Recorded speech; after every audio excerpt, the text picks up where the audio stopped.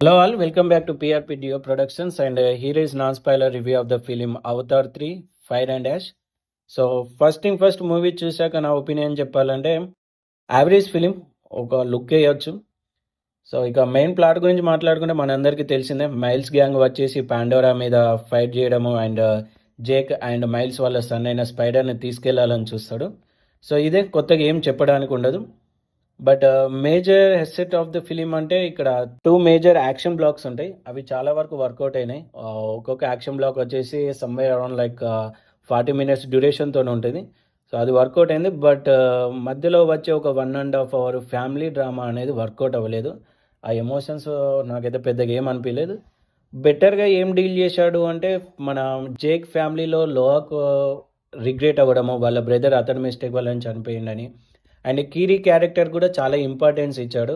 ఎప్పుడైతే మన స్పైడర్కి breath issue వస్తుందో ఫస్ట్ యాక్షన్ ఎపిసోడ్లో, అతడు ఆల్మోస్ట్ డెత్ వేలో వెళ్ళిపోతూ ఉంటాడు.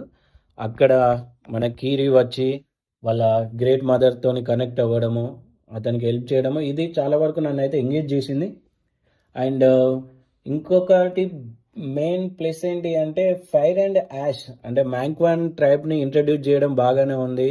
అండ్ వాళ్ళ లీడ్ వచ్చేసి మన మైల్స్తోనే కలిసి పాండోరా మీద ఫైట్ చేయడము, ఇదంతా చాలా వరకు వర్కౌట్ అయింది. బట్ దీంట్లో ఎమోషన్ లేదు. ఇప్పుడు మనకు మ్యాంక్వాన్ ట్రైబ్ అంటే ఫైర్ అండ్ యాష్ పీపుల్ వచ్చి పాండోరాకి ఎందుకు అపోజ్ చేస్తారు, వాళ్ళని ఎందుకు అపోజ్ చేస్తారు, వాళ్ళకున్న బ్యాక్ స్టోరీ ఏంటి అనేది కూడా ఏం చెప్పలేదు. దానివల్ల మనము ఎమోషనల్గా ఎక్కడ కనెక్ట్ అవ్వలేము.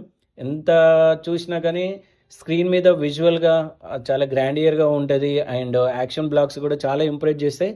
బట్ దానికంటూ ఒక ఎమోషన్ ఉండదు. ఏదో తీయాలి అని తీసిన ఫీలింగ్ వస్తే ఆర్టిఫిషియల్గానే అనిపించింది చాలా వరకు.